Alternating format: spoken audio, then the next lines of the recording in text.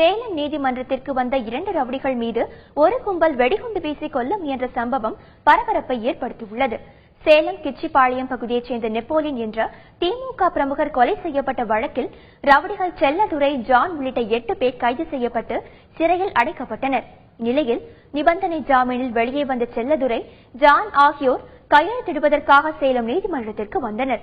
அப்போது நுழைவாயில் அருகே காத்திருந்த 10க்கும் மேற்பட்ட ரவுடி கும்பல் அரிவாளுடன் துரத்திச் சென்று செல்லதுரை, ஜான் மீது நாட்டு வெடிகுண்டை வீசி கொல்ல முயன்றனர். கையெழுத்து போட்டு போறோம், வண்டி கோர்ட்ல இருந்து வெளியே எடுத்துட்டு போனவன அங்கங்க எல்லாம் கத்தி இப்படி மறைச்சு வச்சு நின்று இருந்தாங்க. ஒருத்தனை பார்த்தோன்னே சந்தேகமா இருந்துச்சு. ஒருத்தன் எதையோ கொண்டு வந்து மூஞ்சில அடிக்கிறதுக்கு வந்தான். கீழே குனிஞ்சோன்னே அது போய் செவுத்துல அடிச்சோன்னே பிசுறு மட்டும் பட்டுச்சு. வெடி பாம்பு, நாட்டு வெடி பட்டுச்சு.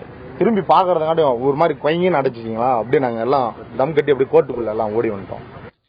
இந்த தாக்குதல் சம்பவத்தில் படுகாயமடைந்த வழக்கறிஞர் முருகன், அழகுவேல் ஆகிய இருவரும் உடனடியாக மருத்துவமனையில் அனுமதிக்கப்பட்டனர்.